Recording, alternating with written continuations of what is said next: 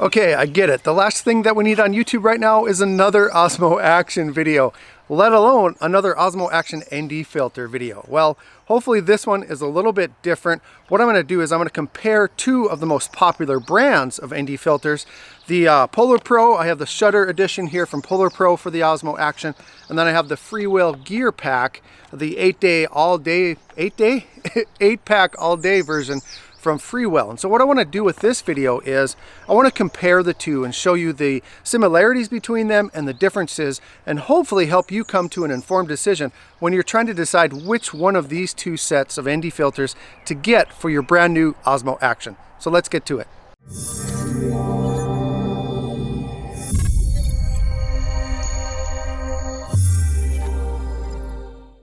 Hi everybody, welcome back to the channel. If this happens to be your first time here, my name is Russ, and on this channel you're going to find all kinds of content about drones and related technology, some gear, some tech reviews, tutorials, and all kinds of things like that.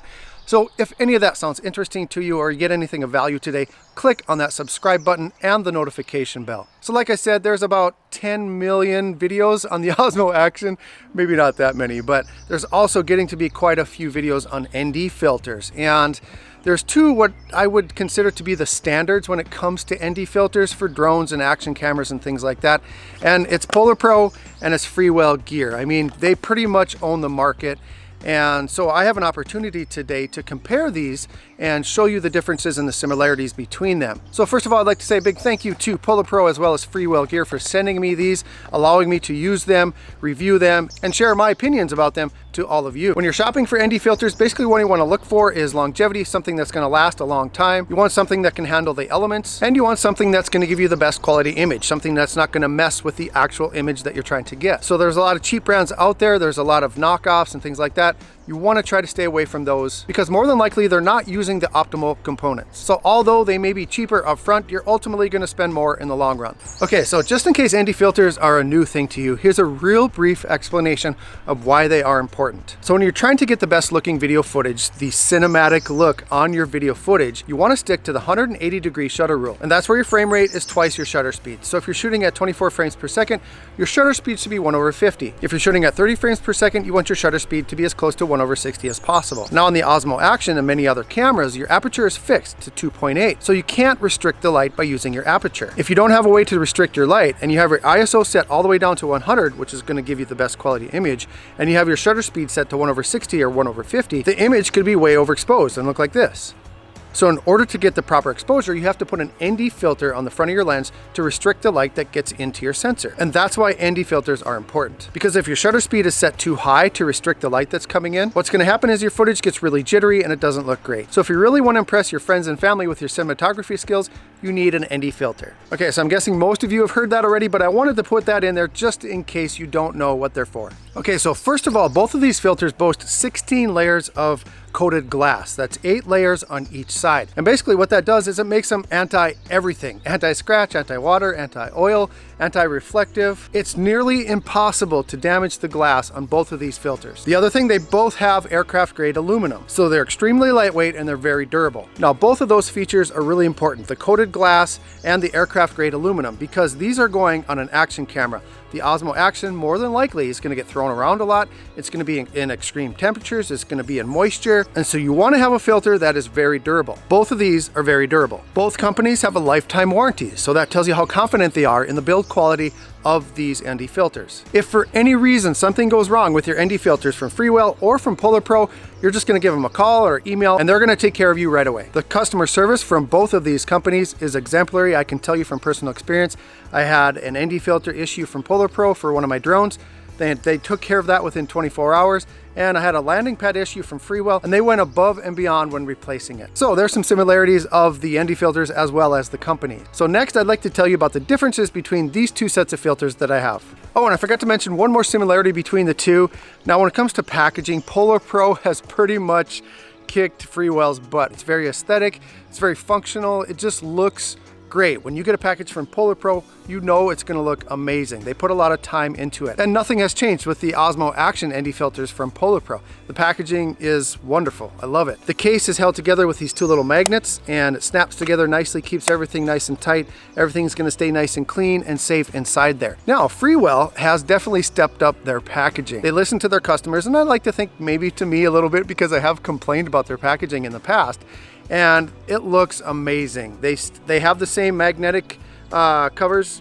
The close snap together nicely like that, and the box is nicer, the inserts are nicer, and so they are pretty much the same when it comes to packaging. It looks great, it's functional, and I think they both do a great job. Now, as for the differences between these two sets of ND filters that I have for the Osmo Action. First of all, the PolarPro is the 5-pack, and that comes with the ND4, the 8, the 16, the 32, and the 64, which pretty much covers every range of light reduction that you're gonna need to get cinematic footage. The all-day 8-pack from Freewell includes the ND4, the 8, and the 16, but then it also includes the circular polarizer, which is used for eliminating reflections in bright situations.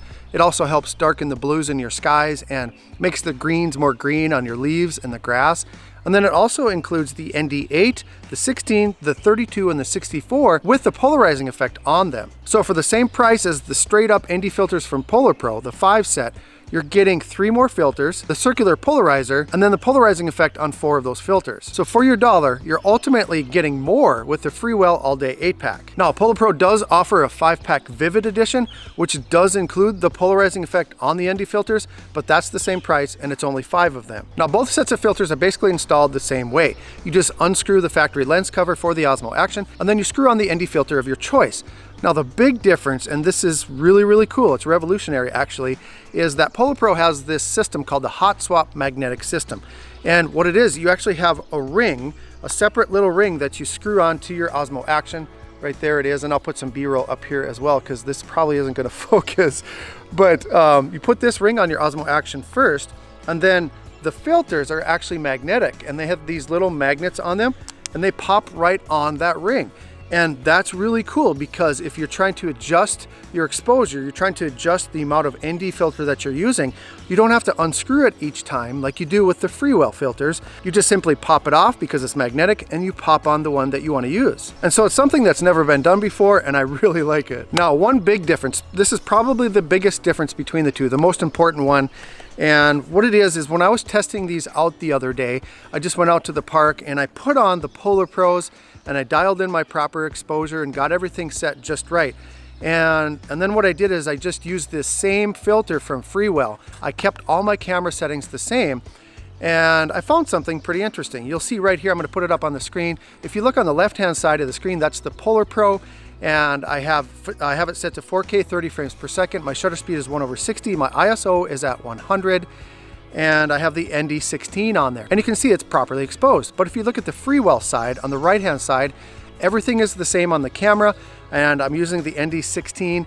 And you can see that it's slightly overexposed. It's about 1/3 of a stop overexposed. And so it wasn't enough to have to move up to the next ND filter. What I had to do is adjust my shutter speed. So I adjusted it to 1/80, and the exposure was correct.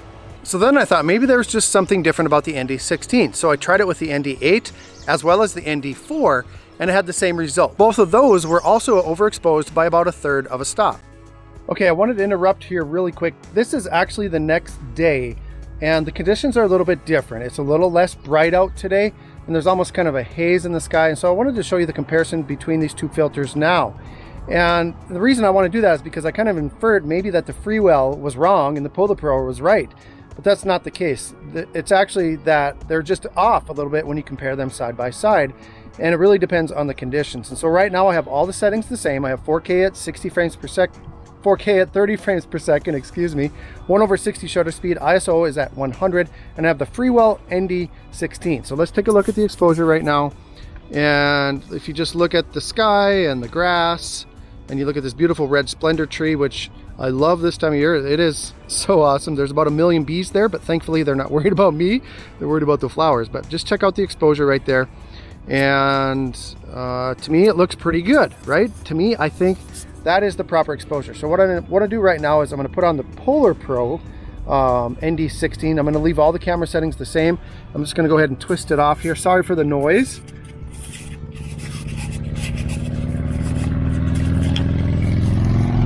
and the Harley noise. So this is what it looks like without an ND filter on. Of course, this will never work, but if you want the cinematic look, you know, if you want that shutter speed twice your frame rate, you got to use an ND filter, or else it's going to look like this. And so right now I'm going to put on the PolarPro, and I didn't change any of the settings. Everything is exactly the same. Sorry about that noise again. So everything's the same right now. 4K at 30, 1/60, ISO 100, and have the ND16 from PolarPro. So let's take a look at the exposure now. So to me, when I look at this on the screen, it looks like the exposure is a little bit too dark. It's maybe a third of a stop, or even more, a little underexposed. And so what I want to do is I want to show you what it looks like now if I slow the shutter speed down. So we're at 1/60. I'm gonna have to stop the recording here, and I'll switch it to, let's say, 1/50 and see what it looks like. So I'll be right back. So here we are at 1/50. Now to me, that looks much better. The exposure looks right on par with the Freewell. I'm gonna put it side by side here so you can see, but I think the slower shutter speed lets in more light, and it looks like the exposure is correct. And so today, a little less light in the sky. Yesterday, the Freewell looked overexposed. Today, the PolarPro looks a little underexposed. And so I just wanted to show you guys that, just to make sure that I wasn't saying that the Freewell was incorrect. It's just that these two ND filter sets are a little bit different. Now, like I said, there's going to be a lot of cheaper brands out there. I think there already is, but I do really recommend going with the more expensive brands. The reason that they're more expensive is because they're built better and they're going to last longer. And they're ultimately going to give you the best footage. Now, which one of these two should you get? Well, I'm not going to tell you, like I said, but it really depends on what you're looking for as a consumer. You know, do you really love that hot swap magnetic system? Because it is really cool. Then I would go with the PolarPro. But if you want to get more options, more filters for your money, because they're both the same price at the making of this video, then I would go with the Freewell. When it comes to build quality, you really can't go wrong with either of them. Now, there are links down in the description if you want to learn more about either of these filters, or if you want to purchase them. If you do happen to use those links, it does help the channel, and that's always appreciated. Comment down below, do you think you need ND filters for an action camera? Because we typically don't think of action cameras as giving us cinematic footage, but it actually is possible when you use ND filters. But let me know your thoughts. Hit that thumbs up if you got anything of value out of this video. Subscribe if you're not subscribed. I want to thank you for watching today, and we'll see you in the next one.